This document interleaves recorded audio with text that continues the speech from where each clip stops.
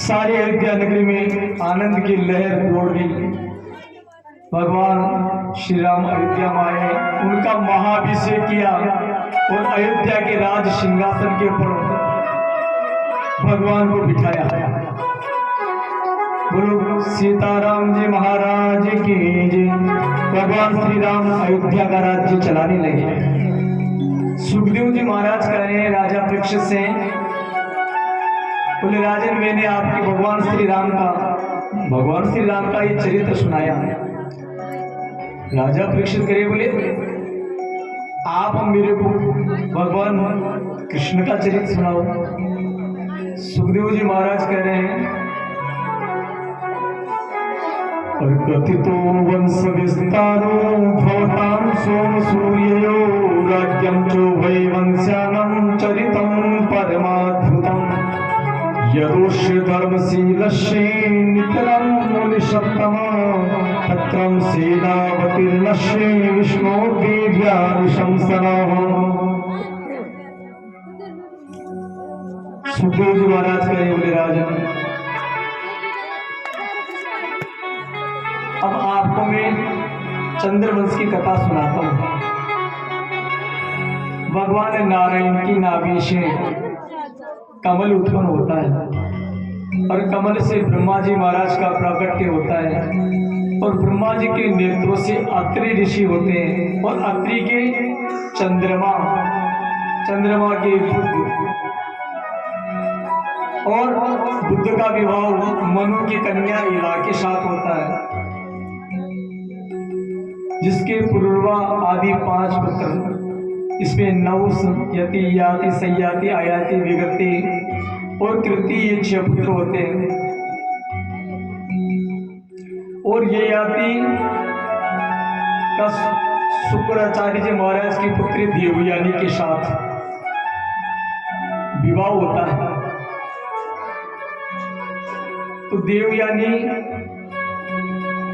के साथ विवाह होता है तो उनके पुत्र होते हैं ये अनु, धुये, त्रोस और यदु। यदु से ये यादव वंश चंद्रवंश प्रारंभ होता है। तो इस वंश में विदर्भ आदि राजा उत्पन्न होते हैं। विदर्भ के भोज नामक पत्नी से कृष्ण, कृत, रोमपाद और चंदेरी के राजा धमघोष के शिशुपाल, दशा, मधु, दृढ़ी, भोज, देवान, वृंद, विभ्र, अनिमित्र, सत्राजीत, हुसैन जादू, सनी, सत्यक, सात्विकी और विद्रुत, कुकर, अंधक और अंधक की हुई आउख। आउख के पुत्र हुए देवक और उग्रसेन। उग्रसेन जी महाराज के और देवकी के 4 पुत्र और 7 पुत्रियां हुई, जिसमें सबसे छोटी थी देवकी। और इधर से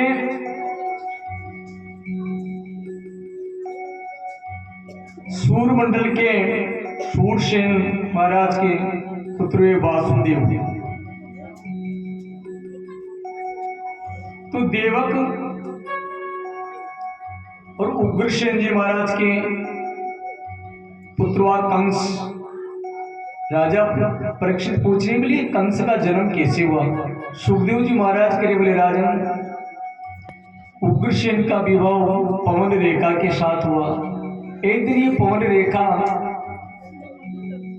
अपने सहेली के साथ घूमती हुई एक उद्यान में, एक बगीचे में चली गई और उस बगीचे के अंदर सहेलियों को छोड़ करके घूमती हुई नाम का राक्षस उग्रसेन जी महाराज का रूप बना करके और इसके साथ सहवास किया, और सहवास करने के बाद अपना असली रूप दिखा दिया। ये पौन रेखा कहने लगी, अरे बोले दुष्ट राक्षस, तूने मेरे पति का रूप, पति उग्रसेन जी का रूप बना करके मेरे साथ सहवास किया है। अब मैं तेरे को श्राप देती हूँ। ये पौन रेखा कह रही कि मैं हे राक्षस तेरे को श्राप देती हूँ। वो धूमिल राक्षस कहने लगा, बोले तू मेरे को श्राप क्या देगी, मैंने तेरी पातिव्रत धर्म को नष्ट कर दिया, अब तू कैसे श्राप देगी। तो देखो उस धूमिल नाम का अंश पौन रेखा के गर्भ में तुरंत महाराजा उग्रसेन की इस पौन रेखा के इस कंस का जन्म हुआ। तो बताया है कि भले बुरे के अंश से और बिगड़ जात सब वंश, और फिर ना कश्यप के प्रहलाद तो भैया उग्रसेन के कंस। इस प्रकार से इस कंस का जन्म हुआ। अब इधर से उग्रसेन जी महाराज और देवकी की जो छोटी कन्या थी देवकी, इसका विवाह शूर मंडल के राजा शूरसेन के पुत्र वसुदेव के साथ पक्का कर दिया। अब पक्का कर दिया तो लगन पत्रिका आई, सारे विवाह की तैयारियां हुई, बारात आ गई। इधर से सारे मथुरा मंडल को सजाया गया, तोरण कलश स्तंभ मंडप आदि लगाए, मालाएं लगाई, इत्र का छिड़काव किया, सारी बारात के लिए व्यवस्थाएं की, और बड़े विधि विधान के साथ वो विवाह पानी ग्रहण संस्कार फेरे हुए महाराजा उग्रसेन देवकी ने बहुत देश दिया। और जब पूछाने के लिए तैयार हुए थे, ये कंस कहने लगा, बोले मेरी बहन को तो मैं छोड़ के आऊंगा, क्योंकि देवकी के इसके ज्यादा प्रेम था। कंस रथ लेकर के तैयार हो गया और वसुदेव देवकी को रथ में बिठाया, और रथ में बिठा करके लेकर के जा रहा है। तो देखो बिजली चमकी और ऊपर से आकाशवाणी हुई, बोले कंस, जिसे तू छोड़ने के लिए जा रहा है, इसी देवकी के 8वां गर्भ तेरा, 8वां गर्भ का बालक तेरा काल होगा। ये आकाशवाणी सुनते कंस ने अपने उस रथ को रोक लिया। कंस विचार कर रहा कि क्या हुआ, देख रहा चारों तरफ कोई दिखाई नहीं दिया। कंस घबरा गया और बोले ना रहेगा बांस तो ना बजेगी बांसुरी, मैं इस देवकी को वसुदेव को यही खत्म कर दूं तो मेरे को मारने वाला कौन होगा। इधर से देवकी को मारने के लिए तैयार। वसुदेव जी प्रार्थना कर रहे हैं, अरे बोले कंसराज आप ये क्या कर रहे हो, अरे आपकी बहन है, अभी नया विवाह हुआ है, और फिर इसे मारने के लिए प्रार्थना करने पर वापस रथ को लेकर के मथुरा में आ गया। और मथुरा में उग्रसेन जी महाराज देवकी जी पौंदरे का सब समझा रहे हैं। बोले कंस अरे क्या कर रहा है, क्यों लेके आ गया। बोले इसके गर्भ से जो 8वीं संतान 8वां बालक होगा वो मेरा काल होगा, ऐसे आकाशवाणी मिली। तो देखो कंस उसे महाकारागार में डाला। वसुदेव जी कह रहे हैं, अरे भाई तेरे को तो केवल 8वें बालक से मतलब है, तो हमारे इसे मेरे क्यों मार रहा है। कंस ने कारागार में डाल दिया। महाकारागार में बेड़ियों का बंधन बेलों से बांध दिया। इधर से महाराजा उग्रसेन और इनका ये समझाने लगे तो इनके भी बेड़ियों का बंधन डाल करके इनको भी जेल में डाल दिया और ये कंस मथुरा का राजा बन के बैठ गया।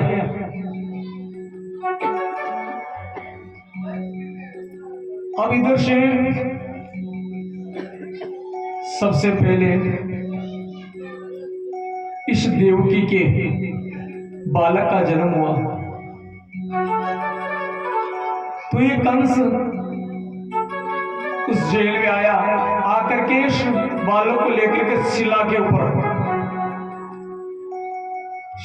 ऊपर उस बिछाड़ करके मार दिया। इस प्रकार से इस देवकी की जो भी संतान उसको ये मारी। दूसरी जब संतान हुई तो विचार करने लगा कंस, बोले मेरे को तो 8वीं से मतलब है, अब इसे मैं नहीं मारूंगा, ऐसा विचार किए। ऐसे घूमते हुए नारद जी महाराज कंस के पास आ गए। कंस से करे, बोले आजकल बड़ा ये तुम्हारा बुखार भी काला पड़ता जा रहा है, शरीर बड़ा दुबला पतला हो गया, कौन सी चिंता सता रही है? कंस कह रहा है देवरी से नारद जी से कि मेरे को मारने वाला इस देवकी का 8वां पुत्र होगा, तो मैंने इसके एक पुत्र को तो मार दिया, अब दोबारा फिर जन्म हो गया, उससे भी मैं मारूंगा, पर फिर भी मेरे को 8वीं पुत्र से मतलब है। नारद जी करे भाई 8वां तो कोई भी हो सकता है, बीच में भी कोई 8। अरे नारद जी कह करके चले गए। कंसराज इधर से कारागार में गया, दूसरी संतान को मार दिया, तीसरी उसे भी मार दिया, चौथी को मार दिया, 5वीं को मार दिया। इधर से 7वें नंबर पे 6, 7 और 8 बचे तो 6ठे नंबर पे जो ही संतान हुई तो ये कंसराज, क्योंकि इसकी देवकी के गर्भ था, भगवान श्री कृष्ण अपनी माया से करें, मां दुर्गा से, बोले देवी आप गोकुल में बाबा नंद के यहाँ, माँ यशोदा के यहाँ आप जाओ, आप, और क्योंकि ये कार्य करना ही पड़ेगा, देवी से प्रार्थना करे थी, माया आ रही है। बताया है कि नंद गोप गृहे जाता यशोदा गर्भ संभवा ततस्तो नासी श्यामी विंध्याचल निवासी।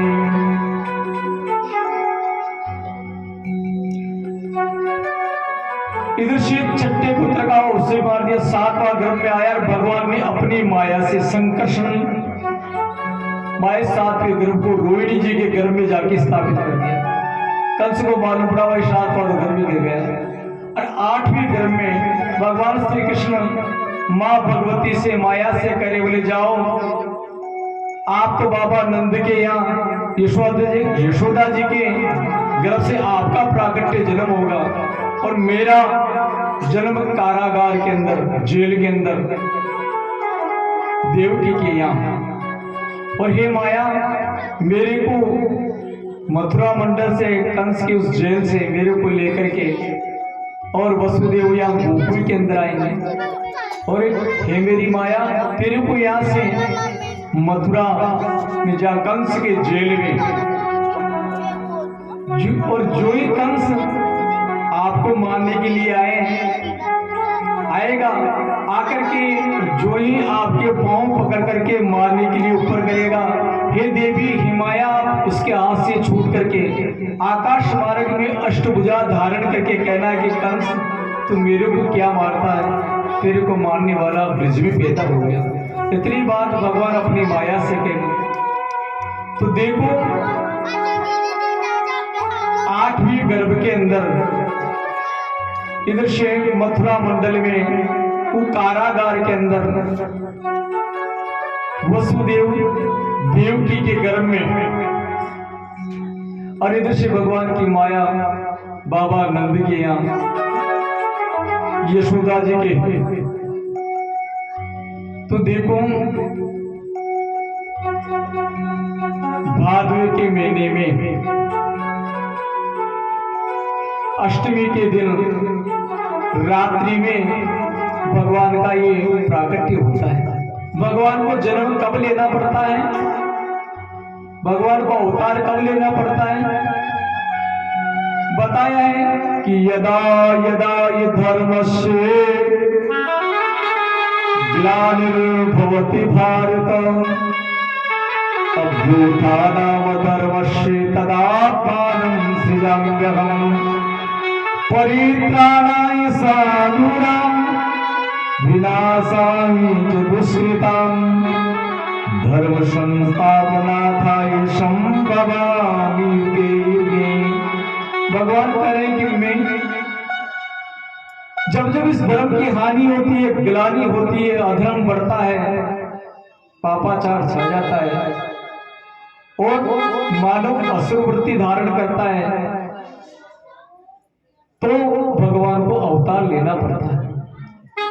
तुलसीदास जी महाराज भी रामायण में बता रहे हैं कि जब जब होए धर्म की हानि, जब जब होए धर्म की हानि, कादे असुर सगल अभिमानी, कादे असुर सगल अभिमानी, तब तब हरे प्रभु मनुज शरीरा, तब तब हरे प्रभु मनुज शरीरा, दास दुष्ट हरे जन कीला, नागे नाथ हरे जन कीला, श्री राम जय राम जय श्री राम।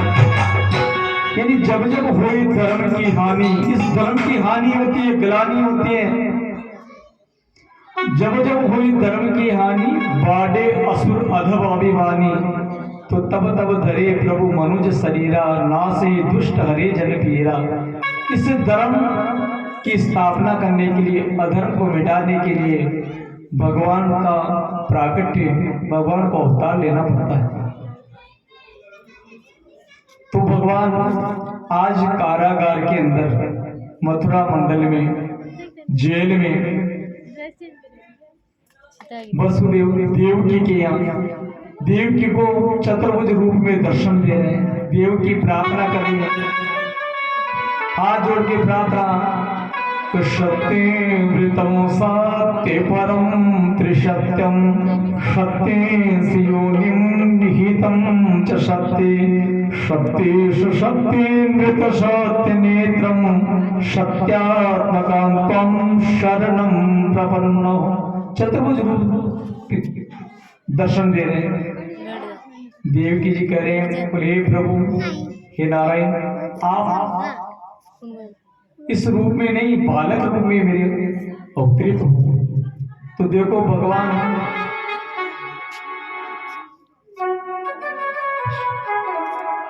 कह रहे हैं वसुदेव से, बोले आप मेरे को यहां से बाबा नंद के लेके जाना। अरे वो बाबा नंद की मेरी माया है, उसे यहाँ लेके आना। तो देखो इतना कह करके ठाकुर जी छोटा रूप में, बालक रूप में हो गए।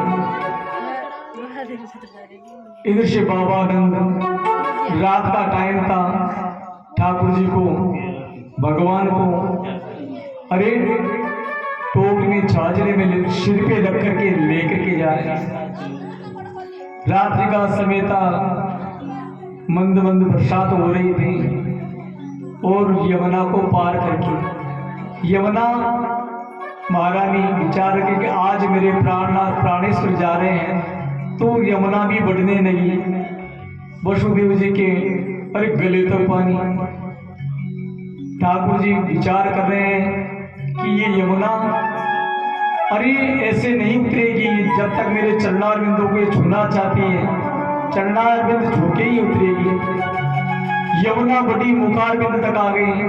इधर शिव भगवान अपने पांव को नीचे कर रहे हैं। यमुना चरणार बिंदु को छू करके और नीचे उतरी। वासुदेव जी महाराज वसुदेव जी गोकुल के अंदर रात में गए। वहां भी फट से सारे किवाड़ खुल गए। जाकर के श्याम सुंदर को भगवान कन्हैया को सुलाए और बाबा आनंद के यहाँ से माया को देवी को लेकर के देखो ऋषि रोहिणी जी की भी एक बालक का प्राकट्य। उस माया को लेकर के वसुदेव जी मथुरा मंडल में आ गए। मथुरा के अंदर आते जो ही जेल में गए खटखट से सारे दरवाजे बंद हो गए, क्योंकि जब ब्रह्म का प्राकट्य होता है, ब्रह्म जब जन्म लेता है तो ब्रह्म के प्रभाव से सारे दरवाजे खुल गए और जब माया आई तो खटखट से सारे बंद हो गए। इधर से कंस को ये मालूम पड़ा। मंत्री जाके कह रहे हैं कि आठवीं संतान का प्राकट्य हो गया। कंसराज अपने मंत्रियों को आगे करके उस कारागार में जेल में जाए। आगे सारे मंत्री द्वारपाल हैं और जाकर के देख रहे हैं।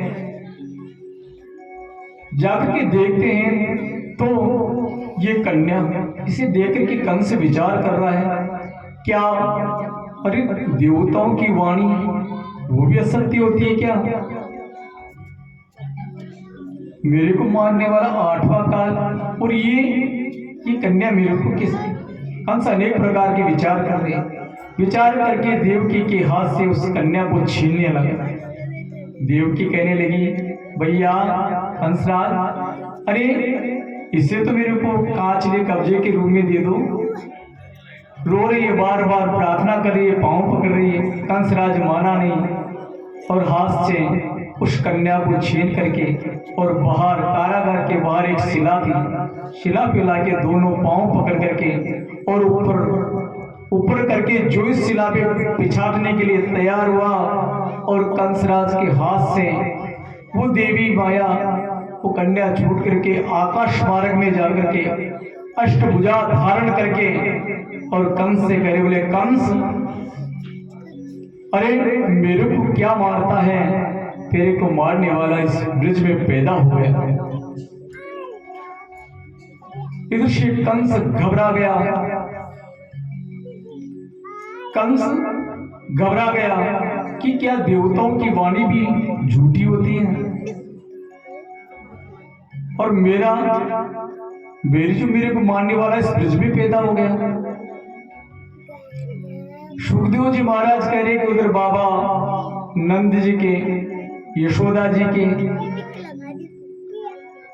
भगवान कृष्ण का, क्यों भगवान कृष्ण आराम से खेल रहे हैं। देखते ही नंदा, बाबा नंद की बहन सुनंदा देख करके ऊपर महल में जाकर के थाली बजा रही है। काशी बड़ा भारी वहां उत्सव मना रहे हैं।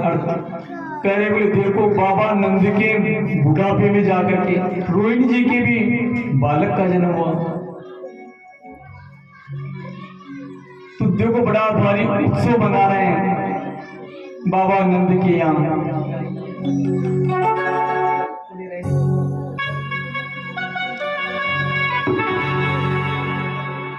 बाबा नंद को सब बधाइयां देने के लिए आ रहे हैं गोकुल के अंदर।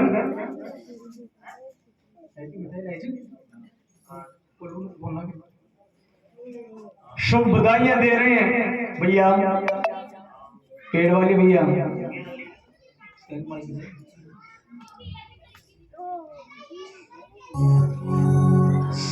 बाबा आनंद को सब बधाइयां देने आ रहे हैं। अनेक प्रकार के अपने थाल में व्यंजन मिठाइयां लेकर के बधाइयां देने आ रहे हैं। कह रहे हैं नंद जी के आंगन में बजरैया जी बधाई, नंद जी के आंगन में बजरैया जी बधाई।